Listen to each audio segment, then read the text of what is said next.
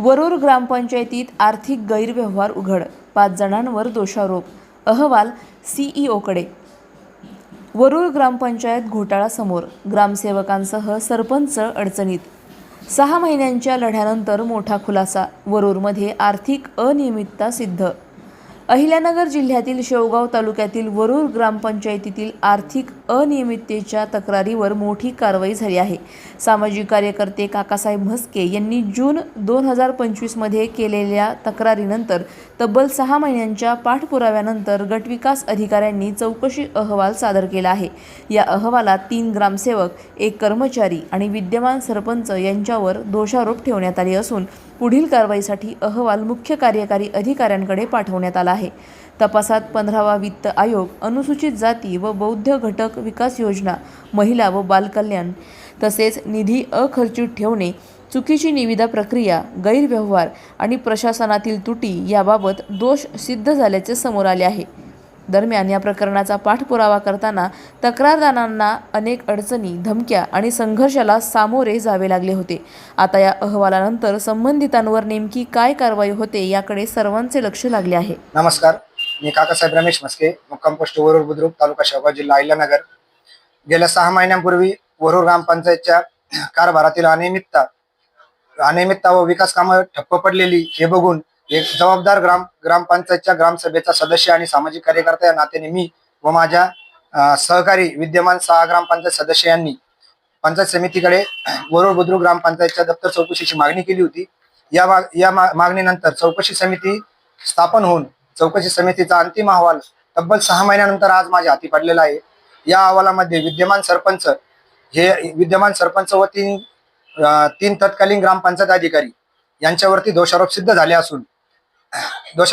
असून कामातील अनियमितता, अपहार, भ्रष्टाचार, त्याचबरोबर निधी अखर्चित ठेवणे, दिव्यांग निधी असेल, दलित वस्तीतील शासन नियमाप्रमाणे बंधनकारक असणारे निधी असेल, महिला बालकल्याणचा निधी असेल, त्याचबरोबर गावातील कर्मचारी यांच्यावरती नियंत्रण न ठेवणे यासारख्या असंख्य बाबीनुसार सदरील सर्वांवरती उचित कारवाई, दोषारोप सिद्ध झाले असून याबद्दल मी पंचायत समिती प्रशासनावरती विश्वास ठेवून समाधानी आहे. त्याचबरोबर आर्थिक अनियमिततेचा विषय आहे. सदरील जो अहवाल आहे या अहवालामध्ये जे दोषारोप सिद्ध झाले आहे, ज्यामध्ये कायमस्वरूपी जो अपहार दाखवण्यात आला आहे तो अत्यंत म्हणजे अल्पशाच म्हणावा लागेल. कारण अहवालामध्ये पाणीपट्टीचा वसुली, थकीत, जमा खर्च याचा ताळमेळ बसत नाही अशा पद्धतीचा अहवाल आणि ग्रामपंचायतच्या दप्तरी बरेचसे लाखो रुपयांच्या रकमांचे अभिलेख हे गहाळ आहेत. त्या संदर्भातही आम्ही तक्रारी दाखल केलेल्या होत्या. परंतु जो अहवाल आलाय यामध्ये माझ्या माहितीप्रमाणे तरी 22.5 लाखाच्या ऑनवर्ड या ठिकाणी सर्व अपहार आहे, जो या सर्वांनी संगनमताने केलेला आहे. परंतु यामध्ये चौकशीसाठी जे काही दप्तर उपलब्ध झालं त्या दप्तरात जी तपासणी झाली तर त्या तपासणीमधून जो अहवाल आलाय तर त्यातले जे दोषारोप आहे ते अत्यंत अल्प आहे. केवळ बोटर मोजण्यात इतक्या लाखो रुपयांच्या रकमा त्यात आहेत.